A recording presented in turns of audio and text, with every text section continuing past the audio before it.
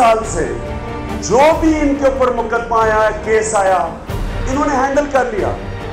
पैसे खिला दिए, लोगों को डरा दिया, रिश्वत दे दी, जजेस को पैसे खिला दिए।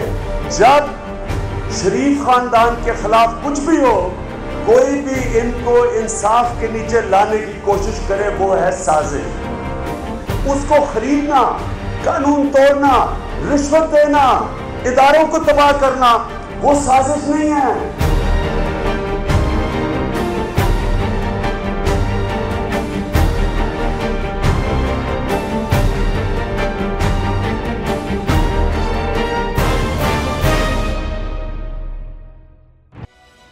अस्सलाम वालेकुम, आप देख रहे हैं प्रोग्राम नाइट एडिशन और मैं हूं आपकी मेज़बान शाज़िया ज़िशान।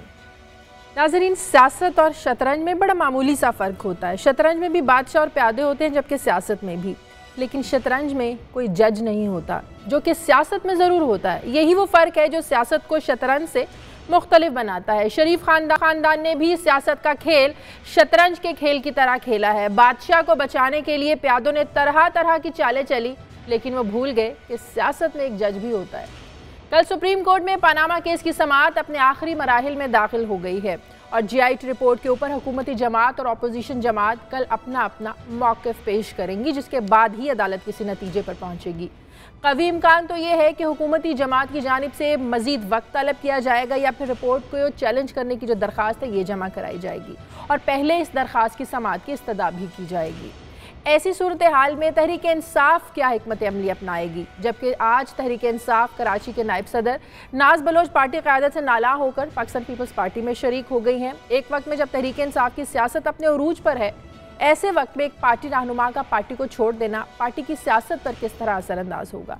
तहरीक इंसाफ ने शहबाज शरीफ के खिलाफ भी रेफरेंस दायर कर दिया है। क्या तहरीक इंसाफ एक ही वक्त में शरीफ खानदान के 2 खिलाड़ियों को आउट करने का सोच रही है, जबकि मौजूदा हालात में मुस्लिम लीग नून के पास कौन से कानूनी ऑप्शन मौजूद हैं, ये हम आज के प्रोग्राम में जानेंगे मशहूर कानूनदान और तहरीक इंसाफ के रहनुमा डॉक्टर बाबर अवान साहब से। और प्रोग्राम में मेरे साथ ज़फ़र हिलाली साहब भी मौजूद हैं। बहुत शुक्रिया मेरे मेहमानों का। हिलाली साहब, आपसे शुरू करती हूँ। हिलाली साहब, बड़ी हाइप क्रिएट हुई है, मीडिया में भी, अवाम भी सोच रही है कि आखिर क्या होने जा रहा है कल। आपको क्या लग रहा है, कुछ खबरें हैं ज़रा से क्या पता चल रहा है कि क्या कुछ होगा? ज़ाहिर है कल तो फैसला नहीं आ जाएगा, लेकिन क्या कुछ हो सकता है कल? कल क्या होगा शाजिया, वो तो मैं थोड़े बाद में जिक्र करूंगा, मगर आज जो पता ये चला है, सुना ये है कि किसी अहम एंकर ने एक प्रोग्राम में कहा है कि कोई मिनिस्टर जो है जो उन्होंने कोई लीक किया डॉक्यूमेंट्स उन्होंने दिया है, जो एक मिनिस्टर नवाज शरीफ साहब के। तो लगता ये है कि पार्टी तो अभी से ही ख़त्म हो रहा है, डिसेंबल हो रहा है, डिसइंटीग्रेट हो रहा है, अगर ये बात सच है। मगर बाबर अवान साहब को मैं जब देखता हूँ कि उन्होंने बड़ा वेलकम किया, PTI ने उनको बड़े इज़्ज़त से वेलकम किया और इस तरीके से जो वेलकम आया उनका, लगता है उनका बहुत कदर है PTI में। और ऐसा भी लगता है कि दूसरे दिन जब वो बन गए उनके लॉयर, तो मैं सोच रहा था कि क्या ये कोई डिस्काउंट तो नहीं उन्होंने पूछा आपसे बाबर अवान साहब, अगर आप सुन रहे हैं। दूसरी बात मैं ये कहना चाहता हूँ कि Shazia, on a more serious note, आपको पता है कि 3 महीने पहले हमें पता था कि क्या होने वाला है। हमने तो कह दिया था 3 महीने पहले क्या होता है, और आज मैं आपको कह सकता हूँ और मैं कहूँगा कि वो अंग्रेज़ी में एक मुहावरा है कि नवाज शरीफ साहब is a dead man walking politically, माने उनका करियर ये सब ख़त्म हो गया है। एक आदमी नहीं है जो कहता है कि वो बच सके। तो मैं नहीं ये जानना चाहता कि कल वो क्या हो या ना आयल हो, मैं जानना चाहता हूँ परसों क्या होगा। और बाबर अवान साहब से हम पूछना चाहेंगे, भाई परसों क्या होगा बाबर अवान साहब, इसलिए कि अगर भी वो ना आयल हो जाए तो फिर क्या होगा उसके बाद। लेकिन ये भी तो बातें चल रही है ना कि मियाँ साहब के जो दोनों साहबजादे हैं, पाकिस्तानी कानून उन पर लागू नहीं होता, बरतानवी शहरियत है, और फिर प्राइम मिनिस्टर साहब भी अपना इम्यूनिटी का हक इस्तेमाल कर सकते हैं। ऑप्शन तो उनके पास भी हैं। कैसे हैं शाजिया वो दो? क्या मतलब आपका कि उनके साहिबजादे को क्या रेलेवेंस है पार्टी से? उनका 2 साहिबजादों का पार्टी से तो कोई रेलेवेंस नहीं है, लेकिन कहते हैं ना पाकिस्तानी कानून तो उन पर लागू नहीं होगा ना, बरतानवी शहरियत है ना उनके पास। बिल्कुल। अब चलिए जो भी है, अगर मैं कानून के बारे में इतना नहीं जानता उन पे क्या इम्पैक्ट होगा, मगर कहने की बात यह है कि ये तो पार्टी अभी से ही डिसइंटीग्रेट हो रही है, और लगता ऐसा है, लगता क्या माने कि अब कोई चारा ही नहीं है। इस हद तक बात आ गई है कि अब लोग सब सिलेक्ट कर रहे हैं कि भाई कैसे कल सेलिब्रेट करेंगे, या परसों या तरसों। कोई ये नहीं कहता कि कोई डिसीजन जो है किसी डॉक्टर बाबर रहमान से बात कर लेते हैं, साहब के डॉक्टर साहब से पूछते हैं। डॉक्टर साहब कह रहे हैं कि शरीफ खानदान की तरफ से एक दरखास्त तैयार की गई है कल के लिए कि जीआईटी ने, जिसका मुसव्वदा जो सामने आया ज़राए के मुताबिक, कि जीआईटी ने एक सोचे समझे मंसूबे के तहत वजीर आज़म और उनके अहले खाना को बदनाम करने के लिए झूठी और गैर मुसद्दका दस्तावेजात का सहारा लेकर ऐसी रिपोर्ट तैयार की जिसका मकसद अवाम को हुक्मरान खानदान से बदजन करना है। कल वो जीआईटी की जानिबदारी को चैलेंज करने जा रहे हैं। बताइएगा ये कि क्या सुप्रीम कोर्ट में ऐसी दरखास्त की क्या अहमियत रह जाएगी उस जीआईटी की जिसने सुप्रीम कोर्ट की निगरानी में काम किया है? क्या सुप्रीम कोर्ट ऐसे इल्जामात को सुनेंगी? आपने कहा कि पर्सपेक्टिव थोड़ा सा वो जरा ज़हन में रख लीजिए, वो आपको फिर मैं बात समझा सकूंगा। जो इस वक्त आज की जिस तरह से आपको ज़फ़र इलाही साहब ने खबर सुनाई, मैं भी सुना देता हूँ। हमारी इत्तला ये है, ये हमें बड़े मुसद्दका इत्तला मिली है कि उन्होंने मुस्लिम लीग नून के अंदर दो ग्रुप हो गए। जो मुस्लिम लीग मरियम ग्रुप है उसने टेक ओवर कर लिए सारे हालात, और मुस्लिम लीग नवाज ग्रुप को पीछे कर दिया गया है।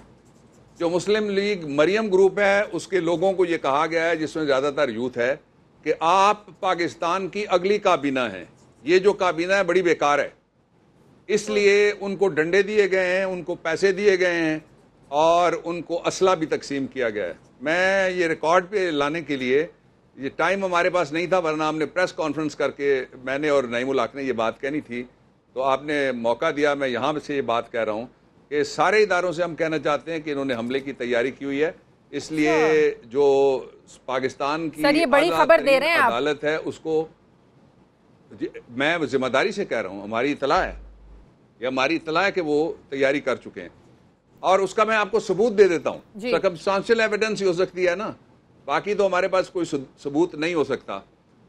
सबूत ये है कि जो मरियम ग्रुप है उसने नवाज ग्रुप के चौधरी निसार साहब को पीछे हटाने के बाद, जाफर इकबाल साहब जैसे लोगों को पीछे हटाने के बाद, खोसा जैसे लोगों को हटाने के बाद, और जिस तरह से ज़फ़र अली शाह इनको हटाने के बाद, उन्होंने अब जो नई पॉलिसी बनाई है उस पॉलिसी के तहत वो झगड़ा करना चाहते हैं।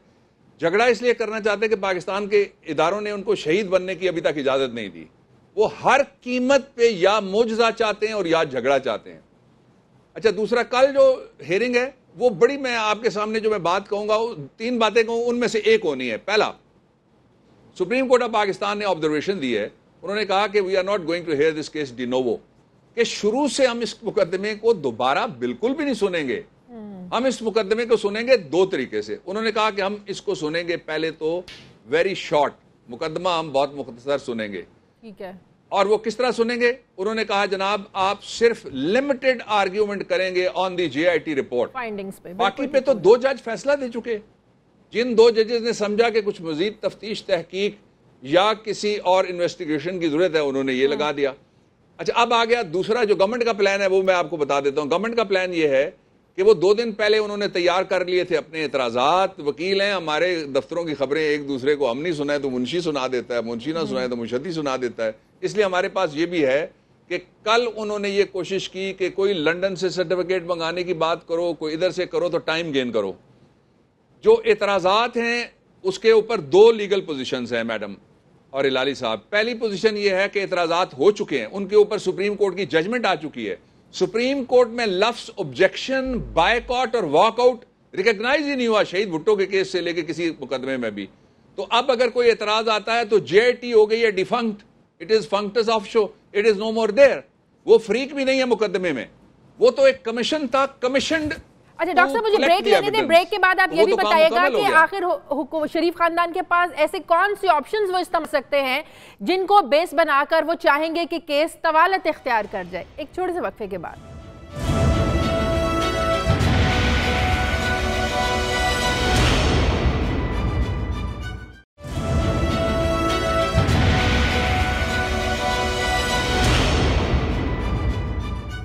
ब्रेक के बाद खुशामदीद। डॉक्टर साहब, एक बड़ी अहम बात, जीआईटी को जो 13 सवाल दिए गए थे जिन बेसिस पर उन्होंने इन्वेस्टिगेशन करनी थी, तहकीकात करनी थी, वो उन्होंने मुकम्मल की, फाइंडिंग्स दी, रिपोर्ट तैयार की, जिस पर कल सुप्रीम कोर्ट में हेयरिंग होने जा रही है। आपने भी रिपोर्ट में पढ़ा, हमने भी पढ़ा कि शरीफ खानदान का कोई भी जो फर्द था, जो सब लोग पेश हुए जीआईटी में, कोई भी मुतमईन नहीं कर सका जीआईटी को। तो अब शरीफ खानदान के पास ऐसे कौन से ऑप्शंस बच गए हैं जिनको बेस बनाकर वो चाहेंगे कि केस तवालत इख्तियार कर जाए? आप माहिर कानून बेहतर तौर पर बता सकते हैं। Thank you. देखिए, जो इस वक्त सवाल सिर्फ 14वां रह गया है, 13 सवाल उनसे हो चुके हैं। जो 13 सवाल हुए, पहले उनके बारे में बात करते हैं और 14वां सवाल भी मैं बता देता हूं जो होगा। 13 सवालों के हवाले से एक ही कहने वाली बात है उनके पास, वो ये कि जो जीआईटी आपने बनाई थी, उस जीआईटी को हमने सारे सबूत दे दिए हैं और वो कहीं छुपा के आ गई है। अगर जीआईटी की रिपोर्ट गलत है, बायस्ड है, इनकरेक्ट है फैक्चुअली, तो उसकी बुनियाद सिर्फ यही हो सकती है कि सबूत इनके पास हैं। मेरी प्रिजम्पशन ये है कि ये खुद कहते हैं कि सबूत सारे हमारे पास हैं। जनाब स्पीकर, ये हैं वो सारे सबूत। जनाब स्पीकर, ये हैं वो सारे जराए। जनाब स्पीकर, ये हैं वो सारे मामलात जो हम आपको पेश कर रहे हैं। इसलिए आप इनकी बुनियाद के ऊपर हमें बेगुनाह कीजिए।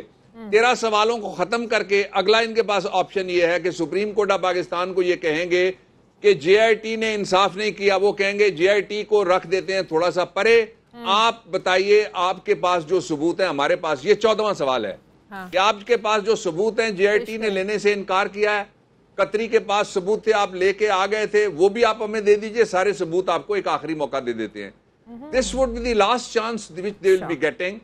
और उसके बाद फिर एक चांस इनके पास दूसरा ये है कि ये supreme court of Pakistan, option, chance नहीं option, option is the correct word, कि ये सुप्रीम कोर्ट ऑफ पाकिस्तान में झगड़ा करके वहां से निकल आए और कहें कि जी हमें आप पे एतबार नहीं है। ये ऑप्शन है 3 उनके। तो डॉक्टर साहब, वज़ीर आज़म साहब, इम्यूनिटी का भी तो हक है ना उन्हें, और उनके बेटों के बारे में भी कहा जाता है बरतानवी शहरी है, अगर कोई ऐसी उनके खिलाफ फैसला आ जाता है उन पर भी कोई कानून लागू नहीं होगा। इसका क्या मतलब है? इसका मतलब ये हुआ कि वो पाकिस्तान के साथ एलिजियंस नहीं रखते, सिर्फ पाकिस्तान को चरागाह समझते हैं। यहां डकैती के लिए आते हैं, डकैती का माल बाहर लेके जाते हैं, डकैती का माल मानते हैं, लेकिन डकैती का माल बरामदगी उसकी देने के लिए तैयार नहीं है। मैं समझता हूं नवाज शरीफ साहब के पास इनफैक्ट एक ऑप्शन है जो एक्चुअल ऑप्शन रह गया है। अब इस्तीफा वो कल परसों दें या ना दें, इससे कोई फर्क नहीं पड़ता। वो जी का जाना ठहर गया है, सुबह गया या शाम गया। सवाल यह है कि जाना कहाँ है। निसार साहब मेरे ससुराली हल्के के हैं और अडियाला उसी में आती है। Oh my God. सही है। अच्छा, एक और बड़ी अहम बात, जीआईटी ने नैब को भी रेफरेंस भेजने की जो सिफारिश की है। डॉक्टर साहब, नैब को रेफरेंस भेजने का मतलब यह है कि असासों पर टैक्सेस के जुर्माने समेत वसूली उसमें शामिल है। आप क्या समझते हैं कि नैब के लिए कितना मुश्किल होगा? क्योंकि जाहिर है वज़ीर आज़म का खानदान जहाँ जहाँ इंक्वायरी की अपील करेगा, इंक्वायरी के लिए अपील करेगा, जीआईटी की जो फाइंडिंग्स हैं वो तो वहाँ उसको ऊपर लागू होंगी, वो उसको देख के हर जगह पर फैसला होगा। तो नैब के लिए कितना मुश्किल होगा इस पर इन्वेस्टिगेट करना? मैं इस सवाल को डिसाइफर करता हूं इस तरीके से कि 2 अलग-अलग इस वक्त फोरम्स हैं जिनके अंदर प्रोसीडिंग हो रही है। एक फोरम वो है जो 184(3) सुन रहा है, वो है supreme court of Pakistan. Supreme court of Pakistan ने सिर्फ नवाज शरीफ की और बाकी लोगों की अहलियत या नाअहली का फैसला करना है। नवाज शरीफ के खिलाफ पहले 2 फाजिल जजेस who are chief justice in the waiting इंशाल्लाह वो फैसला दे चुके हैं। एक अगर और जज साहब भी उनके साथ इत्तेफाक करते हैं तो नवाज शरीफ साहब के लिए कोई कानूनी इखलाकी पहले ही मौजूद नहीं था और अदालती ऑप्शन भी उनका ख़त्म हो गया। एक फैसला ये अलग से है, इसका ताल्लुक उनके झूठे होने से है, बेईमान होने से है। यानी सादिक और अमीन वो नहीं रहे, यानी सगेशियस और राइटियस नहीं रहे, यानी वो प्रोफ्लेगेट नहीं रहे और ऑनेस्ट नहीं रहे। जो दूसरा पहलू है वो अब आता है उधर जिधर आप इशारा कर रही हैं। पर्चा एक नहीं होगा, रेफरेंस एक नहीं जाएगा। मैंने बड़े गौर से पढ़ा है, अभी थोड़ी देर पहले इमरान साहब ने मुझसे रब्ता किया हुआ था। 35 लोग मुल्ज़िम बन रहे हैं, ज़ाहिर है उनके खिलाफ दर्जनों मुकदमात बनेंगे।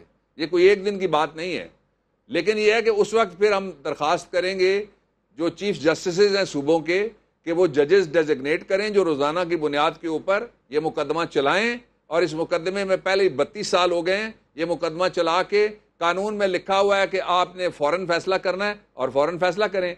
17 दिन में चालान पेश करने की कानून में लिखी हुई है हिदायत, और 173 के अंदर CRPC में 17 दिन में चालान पेश होता है। इसलिए जो मर्जी कर लें, कानून अपना रास्ता बनाएगा। हिलाली साहब, लगता है आप कल परसों से 2-4 दिनों से हम देख रहे हैं कि ऑपोजिशन का जो मुतालबा था इस्तीफे का, इसमें वो जोर शोर नजर नहीं आ रहा है। लगता है कि ऑपोजिशन को समझ आ गया कि सुप्रीम कोर्ट के फैसले का इंतजार कर लेना चाहिए। समझदारी, अक्लमंदी इसी में है। मेरे ख्याल में शाजिया, इनको बाबर अवान साहब को सुनने के बाद मेरे ख्याल में इनका कोई प्लानिंग हो रहा है, और ये प्लानिंग अंदरूनी प्लानिंग हो रहा है। मिसाल के तौर पे ये सुनना कि हथियार बट रहा है, माय गुडनेस, ये बहुत सीरियस है। अगर हथियार बट रहा है तो ये तो एक यूनिक सिचुएशन है जिधर एक सिटिंग गवर्नमेंट अपने लोगों को हथियार दे रही है टू डू व्हाट, माने to create the law and order problem, जो उनका फर्ज है वो ठीक करें। ये बड़ी अजीब सी बात। दूसरी बात, बिल्कुल सही कह रहे हैं हिलाली साहब, तो अगर ये सब कुछ हो रहा है तो बाकी इदारे खामोश रहेंगे। आपको पता है इशारा किस तरफ हो रहा है, ये, बाकी इदारे तो खामोश रहेंगे। इस बात पे आ रहा हूं, इस बात पे शाजिया मैं आ रहा हूं। तो अगर इन्होंने JIT कोर्ट को रिजेक्ट कर दिया, इसका मतलब यह है कि वो उसका जो डिसीजन है सुप्रीम कोर्ट का, जो बेस होगा JIT रिपोर्ट में, उसको वो रिजेक्ट कर रहे हैं। अगर उसको भी वो रिजेक्ट किया है तो to me that is equivalent to बगावत। तो मेरे ख्याल में सुप्रीम कोर्ट को फिर जरूर कहना पड़ेगा इदारों को कि come in the aid of the civil power. वो तो एक नॉर्मल कॉन्सिक्वेंस है इस किस्म के एक्शंस और डिफाइंस और चैलेंजेस के। और जब एक दफे उन्होंने कहा आओ मदद करो in aid of the civil power, that means in an emergency. वो तो ऑर्डर करेगा प्रेसिडेंट को कि ले आओ इमरजेंसी, उनका हक बनता है पूछने, और प्रेसिडेंट को लाना पड़ेगा और फिर एक गवर्नमेंट बनेगी। तो कहने की बात यह है कि ये सब चीज तो मुझे अब नजर आ रहा है। हमने पहले भी ये इमेजिन किया था ये हो रहे हैं, ये चुपचाप किस्म के नहीं जा रहे हैं। मैं तो हैरान हो जाऊंगा अगर ये चुपचाप से जाते तो क्या जरूरत था इनको हथियार बांटने के लिए। Shazia, Pakistan is in for trouble. अगर ये बात जो बाबर अवान साहब ने कहा है, और मेरे ख्याल में बिल्कुल सही कहा है, सच होगा। सही। मुझे ब्रेक लेनी है नाज़रीन, वापस आते हैं वक्फे के बाद।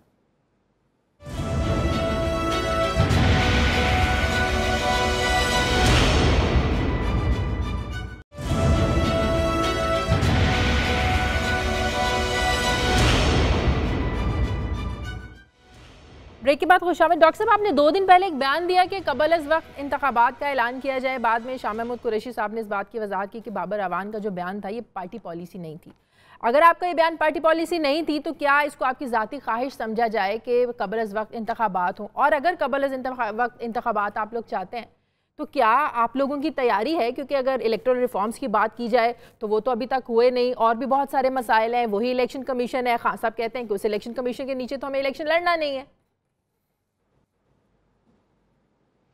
देखिए, मैं इस सवाल की तरफ जाने से पहले आपके ब्रेक के दौरान इमरान खान साहब ने मेरे साथ रब्ता किया है जी, और मुझे कहा है कि जो कल एक इलेक्शन हुआ था, इलेक्शन जो हुआ है आपने देखा वो कोयटा के अंदर हुआ है, और कोयटा के अंदर NA 260 में इस वक्त टेलीविज़न वहाँ दिखा रहे हैं कि किस तरह बारिश साहिबान जो हैं वो बैठ के ठप्पे लगा रहे हैं और पूरे के पूरे उनके सामने पड़े हुए हैं रजिस्टर वोटों के। और इस वक्त वो मेरे पास है, मैं चला भी सकता हूं अगर आप हुक्म करें तो। लेकिन मुझे इंस्ट्रक्ट किया है इमरान साहब ने कि हम इस मामले को इलेक्शन कमीशन ऑफ पाकिस्तान में लेके जाएंगे। दिस प्रूव्स द पॉइंट कि जब हम कहते हैं और इमरान ये कहते हैं कि इलेक्शन इस इलेक्शन कमीशन के नीचे नहीं लड़ा जा सकता, तो अगर ये होना है तो इसको इलेक्शन तो नहीं कहा जा सकता ना। This is not for which the election commission is mandated for. Article 218(3) में fair, free, transparent and in accordance with law election होना है। ये तो अनलॉफुलनेस है, लॉलेसनेस है, ये तो आउटलॉज बैठे हुए हैं, ये वोट थोड़े ही हो रहे हैं। एक आदमी है जो मोहरे लगा जा रहा है और दूसरे अंगूठे से वो टक टक टक टक टक टक प्रिंटिंग करता जा रहा है। तो इंशाल्लाह ये केस PTI फौरन लेके जाएगी। ये अभी इंस्ट्रक्शन उन्होंने मुझे दी है and I have asked my office, I am sitting over there, we have started right now कि ये लेके जाएंगे हम 48 घंटों में इलेक्शन कमीशन ऑफ पाकिस्तान के पास। अब आ जाइए दूसरी बात, जब हम इस्तीफे की बात करते थे तो हम ये कहते थे कि नवाज शरीफ साहब अपना इन्फ्लुएंस यूज करेंगे इदारों के ऊपर। उन्होंने सिर्फ इन्फ्लुएंस यूज नहीं किया, उन्होंने धमकियां दी हैं। उन्होंने सिर्फ धमकियां नहीं दी, उन्होंने गालियां दी हैं। उन्होंने सिर्फ गालियां नहीं दी, उन्होंने उन पे जमीन तंग करने की बात की है। उन्होंने उन पे जमीन तंग करने की, जो उनके खिलाफ जो कहते हैं कि जनाब ये कुछ सफ़े गायब हैं, जो ये कहते हैं कि हम फैसला करेंगे, जो ये कहते हैं हम तफ्तीश करेंगे, जो ये कहते हैं कि कानून की बालादस्ती होगी, उन्होंने कहा तुम पे ज़मीन तंग नहीं करेंगे, तुम्हारे बच्चों को भी हम नहीं छोड़ेंगे। तो that also proves our point कि हम जो मुतालबे का हमारा था इस्तीफ़ा, वो हम बिल्कुल दुरुस्त कह रहे थे। अब आ जाइए जो आखिरी बात आपने कही कि इस वक्त जो पोजीशन है वो ये है कि मैंने इस पीटीआई वाले फैसले से पहले भी ऑन रिकॉर्ड मैंने कहा कि मैंने भरपूर कोशिश की कि ऑपोजिशन इकट्ठी हो। अब ऑपोजिशन सिंगल पॉइंट एजेंडे पे इकट्ठी हो गई है, वो नवाज शरीफ साहब का जाना है। So that is our priority number 1, that is priority number 1। इसलिए कि मुश्तरका फैसला है, उस फैसले के एहतराम में पहले उनको हम घर भिजवाएंगे और उसके साथ ही फिर बाकी चीजें जो हैं, जो भी कानून कहता है, जो भी आइन कहता है, का एहतराम करते हुए घर जाएंगे। इसको भी तो देख ले। नहीं जी, वो कानून का एहतराम करते हुए घर जाएंगे और कानून उनको घर भिजवाएगा। जिस दिन ये फैसला आया, पूरी कौम फैसले के पीछे खड़ी हुई है और उन्होंने पहले भी बड़ा जोर लगा के देख लिया, किसी जगह पे भी उनको छुड़ाने के लिए कोई नहीं। उनके लिए मंजरनामा है 12 अक्टूबर 1999 वाला। एक सिर्फ फर्क है, उस वक्त एक डिक्टेटोरियल रिजीम थी, इस वक्त आईनी और कानूनी इदारे कानून नाफिज कर रहे हैं। ये बहुत बड़ा फर्क है। ठीक है हिलाली साहब, कबल इस वक्त इंतखाबात ही इस बहरान का वाहिद हल है? देखिए, मैं ये सब बात मानता हूँ कि और ये बड़ा अच्छा एफर्ट इन्होंने किया है कि ये सब लोगों को इकट्ठा किया है एक पॉइंट प्लान पे, resignation of the prime minister. मगर देखिए ये कैसे हो सकता है कि अगर एक दफ़े उसका इस्तीफा हो जाए, आपको पता नहीं फिर क्या होगा। हाँ। माने कि क्या पता फिर क्या होगा। मैं तो नहीं समझता हूं कि अगर आप उनका इस्तीफा ले लें कि ही विल गो क्वाइटली, उनका कोई प्लान होगा। आखिर वो कहते रहे हैं कि अवाम मेरे साथ है, वो कहते रहते हैं कि मैं देखिए अगर मुझे इलेक्शन होने जाए मैं क्या बताऊंगा, मेरी मेजॉरिटी और भी होगी। और आप समझ रहे हैं कि बस वो इस्तीफा दे के बस चले जाएंगे? Obviously not. तो कुछ प्लान होगा। मैं ये जानना चाहता हूं कि ऑपोजिशन पार्टीज मिल के कहें कि ना सिर्फ उनका इस्तीफा हम लेंगे, मगर उसके बाद ये स्टेप्स होना चाहिए। मिसाल के तौर पे अब फिर मैं इनसे पूछता हूं कि अगर इलेक्टोरल लॉज जो बिल्कुल सही ये कह रहे हैं कि बड़े अनफेयर है और कमीशन जो है इस पे लॉस ऑफ कॉन्फिडेंस हो गया है बहुत सारे पार्टीज का, तो वो तो चेंज करना पड़ेगा, इलेक्शन लॉज को ठीक करना पड़ेगा। शाजिया सेंसस हुआ है, उस सेंसस में बड़े तब्दीली आई है, कॉन्स्टिट्यूएंसीज डिलिमिटेशन नए तरीके से होना चाहेगा।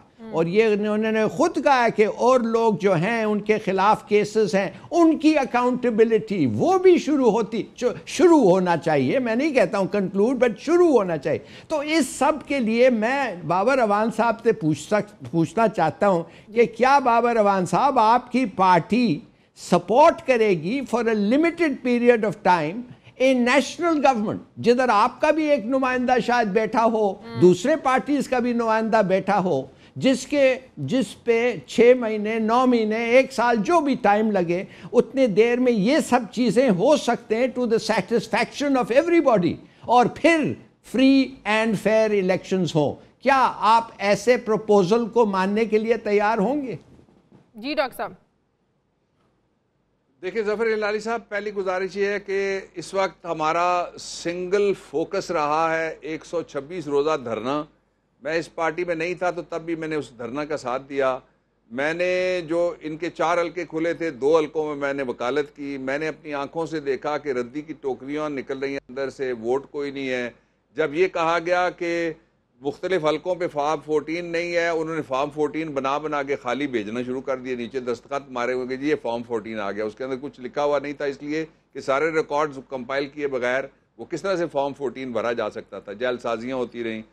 अब बड़ी मुश्किल के साथ एक ऐसा लम्हा आ गया है कि 126 रोज का धरना, 126 रोज का ट्रायल, अब तकरीबन 90 दिन का JIT का जो काम है वो तकरीबन मुकम्मल हो रहा है। तो priority number 1 and priority number 2 for the moment is कि ये जो फैसला कुन मरहला आया है पाकिस्तान में, इस मरहले को ऑपोजिशन को ज्वाइंट करके मुकम्मल किया जाए। ये मरहला इंशाअल्लाह मुकम्मल होने जा रहा है। और कौम को बड़ी इस बात पे शिकायत रहती थी कि हम इकट्ठे भी नहीं होते, हम एक, हमारा रुख नहीं होता, रुख भी एक हो गया, इकट्ठे भी सारे हो गए, which is a good thing.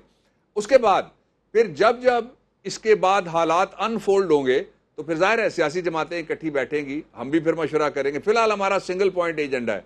Agenda ये है कि पानामा का केस जो कौम ने 2 साल से इंतजार की सूली पे लटक के इसका इंतजार किया हुआ है, वो इंतजार खत्म हो और उसका नतीजा फौरी तौर पे निकले। And I am sure about the supreme court of Pakistan that they are going to decide this expeditiously. और गवर्नमेंट के जितने भी प्लान हो और जितने भी वो लंदन में, मुझे किसी ने बताया कि उन्होंने लंदन वाले घर में कोई 5 सिरियां रखी हुई हैं, हिंदू साधु बैठे हुए हैं, धुआं जला रहे हैं, और कोई 6-7 उन्होंने वो गुड़ियां रखी हुई हैं, उनको वो सुइयां लगा रहे हैं। इसके बावजूद कुछ नहीं होगा। जो रूल ऑफ लॉ का मरला आया पाकिस्तान में, कोई हिंदू सादी और साधु और कोई मोदी उसका यार या उनका कोई यहाँ का चौकीदार, वो मिल के भी जो उनके यार का इक़्तिदार है उसको पार लगने से वो रोक नहीं सकते। डॉक्टर साहब मुझे ब्रेक लेने दें, के बाद वापस आते हैं।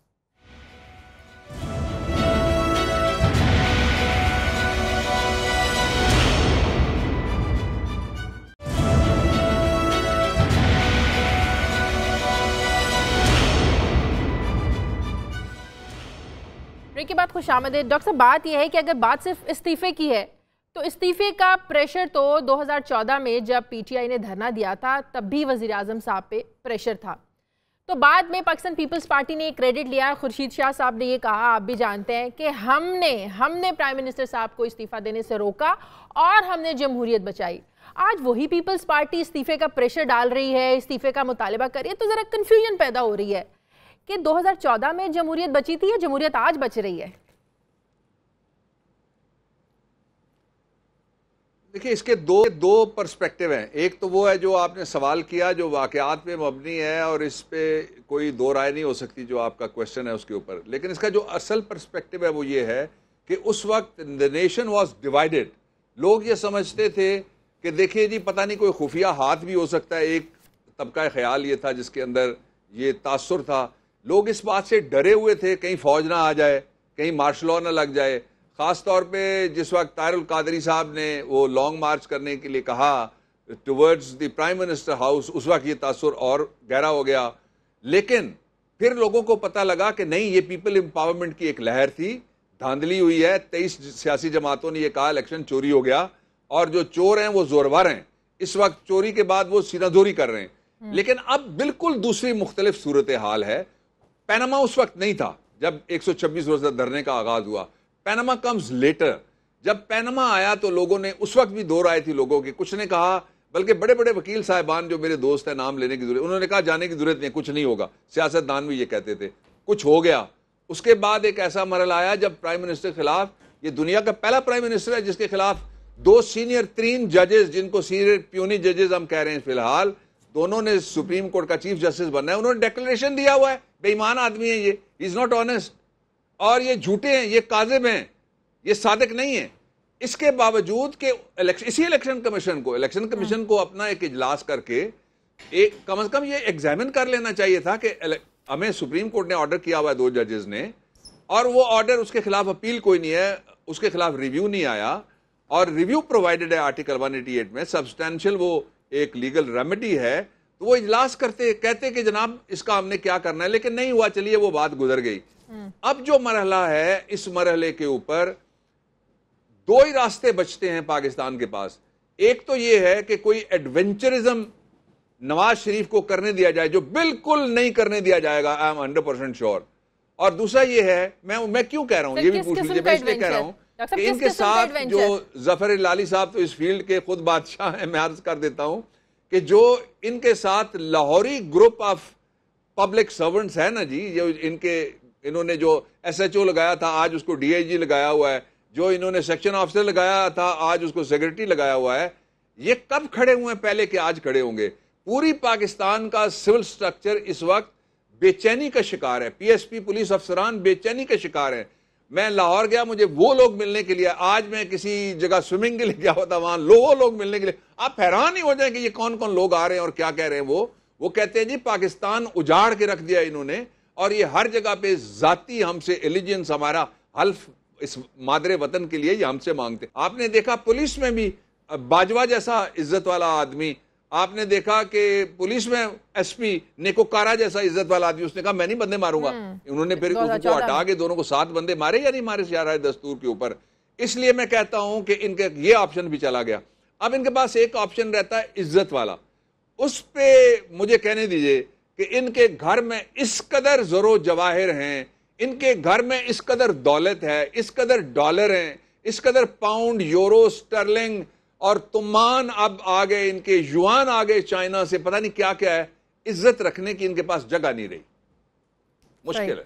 अच्छा डॉक्टर साहब, थोड़ी सी पीटीआई की सियासत पे भी बात कर लेते हैं। बड़ा पनामा केस को पीटीआई ही आगे लेकर चली है और सब लोग कहते हैं, तज्जियाकार भी कहते हैं कि पीटीआई को क्रेडिट जाता है, लेकिन पीटीआई में पाकिस्तान पीपल्स पार्टी से ही लोग क्यों शामिल हो रहे हैं? आपने भी पाकिस्तान पीपल्स पार्टी से एक अपनी पुरानी इतनी जो रफाकत थी उसको ख़त्म कर दिया। क्या वाकई पीपल्स पार्टी में वो दमखम नहीं रहा डॉक्टर साहब? देखिए असल बात यह है कि मैं तो मेरी जो अमली सियासत है ना वो 21 साल की है, और 21 साल में मैं 2 साल से कम वजीर रहा हूं और 19 साल से ज्यादा मैं ऑपोजिशन में रहा हूं। जब मैं वजीर था तो मेरे अपने वजीर आजम मुझे कहते थे he is leader of the opposition in the cabinet, आपको याद होगा। आप और उस वक्त रऊफ कलासरा साहब और एक और दोस्त थे, सईद काजी थे, समी इब्राहिम थे जी हाँ, काजी साहब थे। तो मुझे मेरे अपने प्राइम मिनिस्टर ये खुल के कहते थे ओपनली कि I am leader of the. बल 2 दिन पहले गए तो इसी बात का तस्करा हुआ, जब मैं इस्तीफा देने गया तो मुझे चेयरमैन सेनेट साहब ने ये कहा, तो मैंने कहा यार आपने और मैंने एक इस्तीफा इकट्ठे दिया था, हमने वजारतें इकट्ठी छोड़ी थी। तो उन्होंने कहा इस्तीफा दिल गुर्दे का काम होता है, लोग इस्तीफे दे के फिर क्या क्या करते हैं, बाकी उन्होंने ऑफ द रिकॉर्ड कह दिया था, इसलिए ऑफ द रिकॉर्ड रहने दीजिए। तो जो असल इशू है इस वक्त ये है कि पाकिस्तान को इस वक्त एक इफेक्टिव, देखिए अपोजिशन का बड़ा सीरियस रोल है, ये कॉन्स्टिट्यूशनल रोल है। ये मौलवी फजल रहमान साहब थे पहले हमारे मौलाना साहब, जब अपोजिशन लीडर, तो लोग उनकी तरफ नहीं देखते थे, वो किसकी तरफ देखते थे? अमीन फ़हीम साहब की तरफ।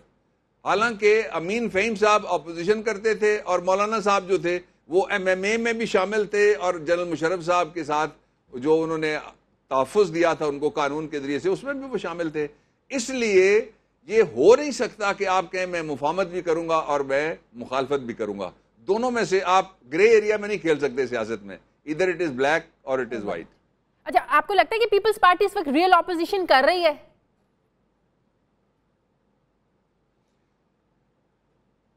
पीपल्स पार्टी ने जो इस मुतालबे की हिमायत की है, that is a welcome step, अच्छा स्टेप है।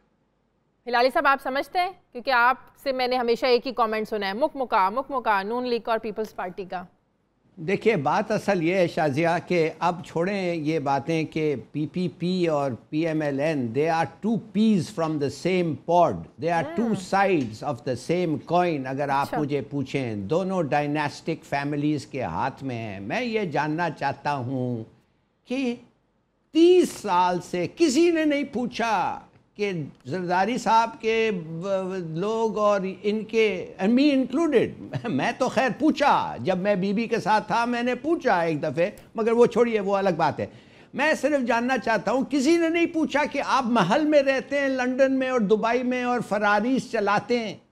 किसी ने ये पॉइंट आउट नहीं किया प्राइम मिनिस्टर को of one of the poorest countries in the world कि आप 4 करोड़ की घड़ी पहने हुए हैं, माने नहीं 40 करोड़ 50 करोड़ 4.5 मिलियन डॉलर्स का आप एक घड़ी पहना हुआ है, and you are the prime minister of the poorest, one of the poorest countries in the world. किसी ने नहीं पूछा शाजिया।